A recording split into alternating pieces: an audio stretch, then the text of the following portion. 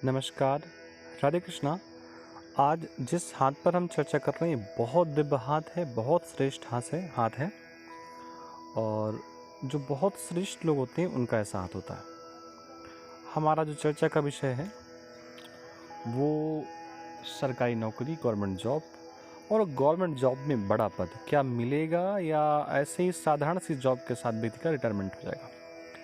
कुछ आगे बढ़ने से पहले हम थोड़ा समझ लेते हैं ग्रहों के बारे में हाथ में कि किसको क्या बोलते हैं। ये उंगली आपकी कनिष्ठिका की होगी, बुध की उंगली, अनामिका, सूर्य की उंगली, मध्यमा शनि की उंगली, गुरु की उंगली। अब जो उंगली है, इस उंगली के नीचे जो स्थान है उसका ग्रह हो गया, पर्वत हो गया, ये गुरु का स्थान हो गया, शनि महाराज का इस पर्वत हो गया, सूर्य का पर्वत हो गया और ये आपका बुध का पर्वत हो गया। 4 ग्रह आपके यहाँ पर हो गया। शुक्र की बात करें तो शुक्र का पर्वत आपका ये वाला हो गया, ये पूरा लास्ट तक आपका यहाँ से लेकर के यहाँ तक। चंद्र का पर्वत आपका ये वाला हो गया। 4 2 6 बचा मंगल। तो जो चंद्र के नीचे का जो हिस्सा है इसको भी मंगल का बोलते हैं, इसको भी मंगल का स्थान बोलते हैं। जो ये मंगल का स्थान होता है, ये मंगल का स्थान शुक्र के स्थान से जुड़ा हुआ है। तो ऐसे समझिए या कुछ और कारण समझिए, इस मंगल के स्थान को जैसे एक भाषा होती उच्च का नीच का, तो इसको नीच का मंगल बोलते हैं और ये स्थान को उच्च का मंगल बोलते हैं। तो ये चीज़ें हैं। इस स्थान से जब भी कोई रेखा निकल करके किसी पर्वत को जाती है तो उच्च का प्रभाव देती है। इस स्थान से भी निकल कर कोई रेखा आती है तो भी प्रभाव अच्छा देती है। उच्च का देगी, नीच का देगी, इसके बारे में तत्काल कहना थोड़ा सा कठिन होगा। जैसे कई बार कहते हैं कि इन जगहों पर व्यक्ति की सफाई होनी चाहिए। जो ये स्थान है आपका शुक्र का, ये स्थान भी आपका साफ सुथरा होना चाहिए। चंद्रमा का स्थान बिल्कुल साफ होना चाहिए। वो इसलिए क्योंकि चंद्रमा प्रमुख जल का स्रोत है। जल का अपना कोई रंग नहीं होता, जल का अपना कोई स्वरूप नहीं होता। जल दूसरे के स्वरूप को ही अपना स्वरूप स्वीकार कर लेता है और यहाँ पर अगर एक भी बूंद जल की किसी प्रकार गिर जाए यहाँ पर तो पूरा का पूरा जल दूषित हो सकता है। इसलिए ये स्थान भी जातक का साफ सुथरा होना चाहिए।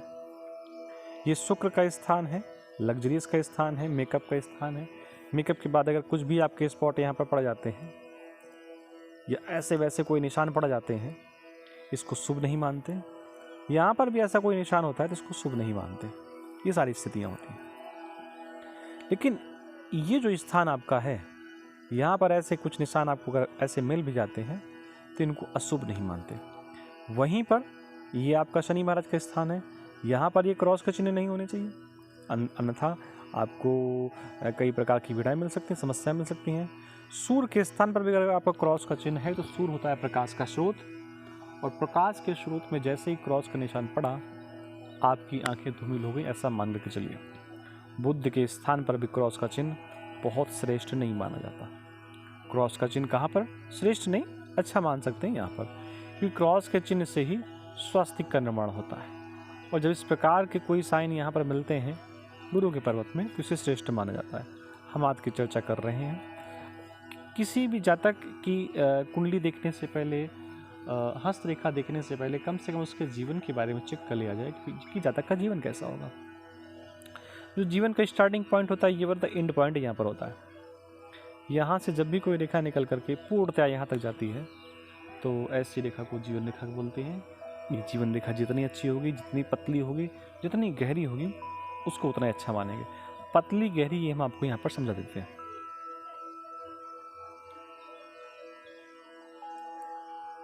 ये पतली रेखा जो दिख रही है आपको यहाँ पर, ये पतली रेखा है, इसके बगल में जो दिखा रहा हूँ मैं आपको, और ये मोटी रेखा है। उसके बाद यहाँ से लेकर के जो ये रेखा निकली इसको पतली रेखा बोलते हैं। ये रेखा पतली रेखा है, ये पतली रेखा है, साथ में गहरी रेखा है। जो ये रेखा है इसको भी पतली रेखा बोलेंगे और इसको भी गहरी रेखा बोलेंगे, ऐसा मान करके आप चलिए। तो हम अगर चेक करें तो यहाँ पर जो लाइफ लाइन है वो ठीक है, यहाँ से एक रेखा निकल करके सीधा अपने स्थान को जा रही है और लास्ट यानी कि जो ब्रेसलेट का स्थान है यहाँ तक पहुँच रही है। तो जातक का जीवन अच्छा होगा, इसमें कहीं संदेह नहीं है। यहाँ पर एक रेखा की कमी है, उसे बोलते हैं मस्तिष्क रेखा। मस्तिष्क रेखा जातक के हाथ में अलग से नहीं है, मस्तिष्क रेखा यहीं से निकल करके ये आगे बढ़ गई है, जिसको मस्तिष्क रेखा कहते हैं। ये आपकी हृदय रेखा है। हृदय रेखा, मस्तिष्क रेखा, जीवन रेखा जब एक साथ व्यक्ति को मिल जाती है तो इसे बहुत श्रेष्ठ नहीं मानते, कई बार इसको अशुभ मानते हैं, अच्छा नहीं मानते। ऐसे समझिए कि सब चीज़ें एक साथ कैसे हो सकती है ना, कुछ तो अंतर होना चाहिए। तो ये स्थितियाँ हैं। प्रश्न था हमारा या आपका या हमारे एक मिलने वालों का कि सरकारी नौकरी और उस नौकरी में बड़ा पद ये कैसे समझें। आपकी जानकारी के लिए बता दें कि आप एक शिक्षक हैं।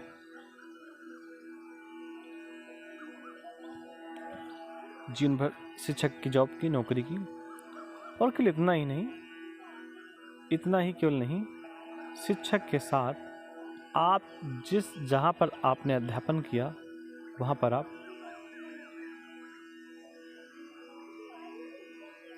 प्रधानाचार्य रहे हैं। एक जानकारी के लिए बता दें कि भारतवर्ष में जितनी सैलरी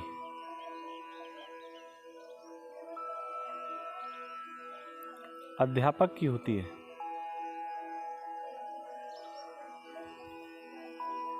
उतनी सैलरी थाने में बैठे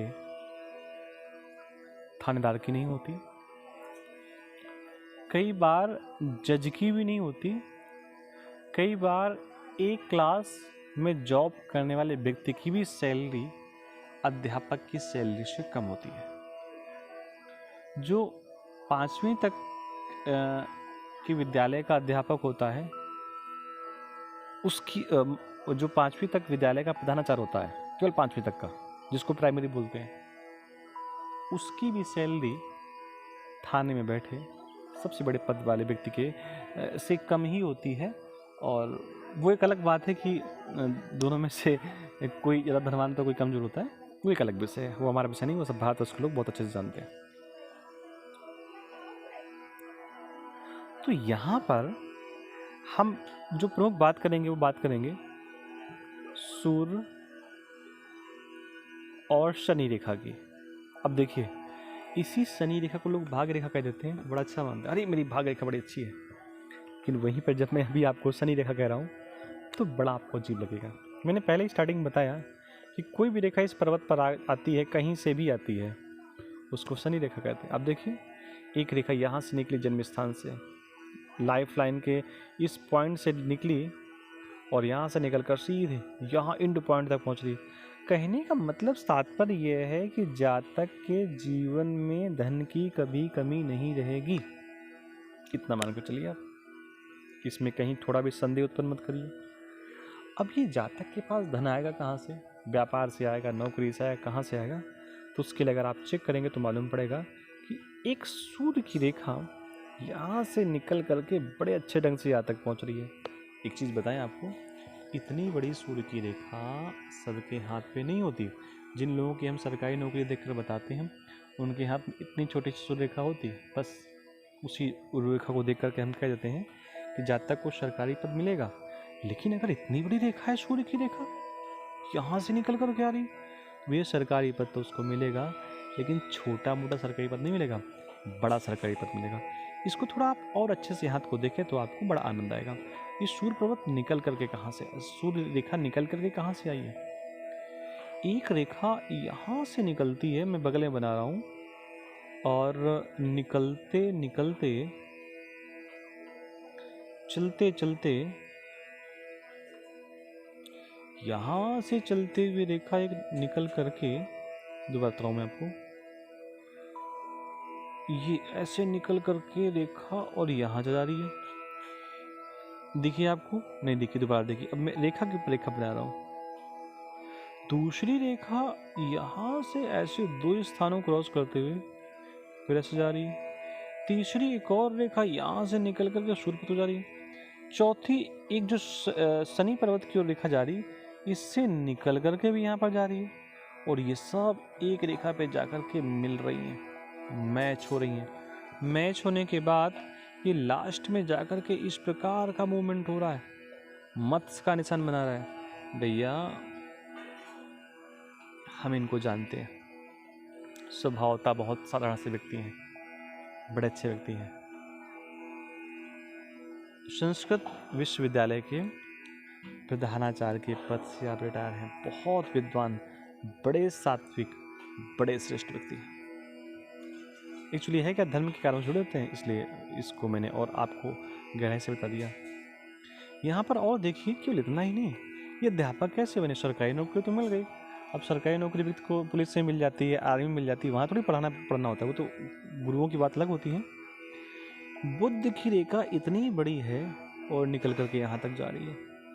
इतना ही नहीं, बुध को एक रेखा सपोर्ट भी कर रही है यहाँ से ऐसे मिल करके। और इतना ही नहीं, बुध की उंगली के नीचे भी पूर्व पर भी एक रेखा है, ये वाली। भैया वाणी की प्रबुद्धता इस रेखा के कारण जातक को मिली है। बड़ी अच्छी वाणी है, बड़ी सधी वाणी है, बड़ा सोच समझ कर जो बात कहनी होती है कहते हैं।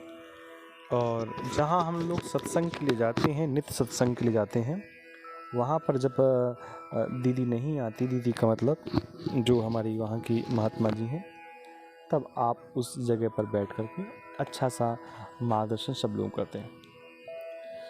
भाग रेखा देखिए, मैंने पहले बताया भाग रेखा निकल करके तो यहाँ से आ रही है, लेकिन इस भाग रेखा को सपोर्ट कौन कर रहा है, एक और रेखा सपोर्ट कर रही है, जो कहाँ से निकली है, चंद्र पर्वत से निकली है। चंद्र पर्वत कैसा है, इसको हम लोग स्त्री बोलते हैं।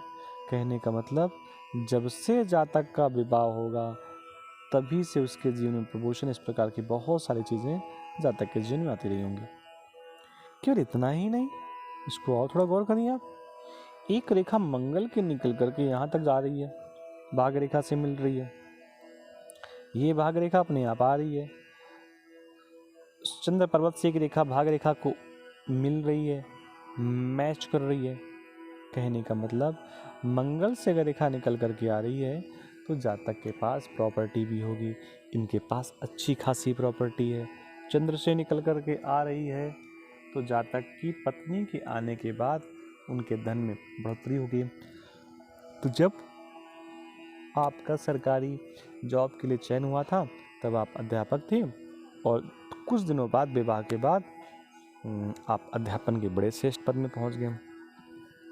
शनि की रेखा केवल यहीं पर रुक जाती तो हम कह देते कि जातक का जीवन थोड़ा साधारण था, लेकिन यहीं पर जब आप गौर करेंगे थोड़ा और बारीकियों को, बुध की रेखा ये जा रही, एक बुध की रेखा ऐसे आ रही, ये बुध की जो उंगली है आपकी, इस पूरी की पूरी उंगली में कई खड़ी रेखाएं हैं। ये सब क्या है, ये सब बुद्धिमत्ता को प्रतीक करता है। धन की स्थिति अच्छी क्यों है, क्योंकि यहाँ पर शनि महाराज की उंगली पर भी कई रेखाएं आपको दिखाई दे रही हैं। गुरु के पद में क्यों बैठे, इतने बड़े गुरु के पद में क्यों बैठे, गुरु का मतलब संस्कृत के प्रोफेसर, उसके बाद प्रधानाचार्य। उसका सिर्फ और सिर्फ कारण है कि गुरु की उंगली पर भी ये जो छोटे छोटे पोर दिखाई दे रहे हैं, ये सब वाणी की बुद्धिमत्ता को दर्शाते हैं। केवल इतना ही नहीं, सरकारी पद एक और जगह से देखा जाता है। जब हम देखते हैं गुरु के पर्वत को, और गुरु के पर्वत में जब भी कोई रेखा लाइफ लाइन से निकल करके गुरु पर्वत की हो जाती है तो वैसे जातक को सरकारी पद मिलता है। बुध की उंगली पे अगर क्रॉस का चिन्ह भी हो तो इसको बहुत श्रेष्ठ मानते हैं। ये सारे शुभ चिन्ह हैं साथ में, इस हाथ में और भी बहुत सारे शुभ चिन्ह हैं। कई बार लोग मनी ट्रायंगल और तमाम चीज़ों की चर्चा करते हैं, चलो हम थोड़ा बता देते हैं मनी ट्रायंगल कैसे बन रहा है आपका। मनी ट्रायंगल की जगह पहले आप देखिए मत्स्य कैसे बन रही, मछली कैसे बन रही है।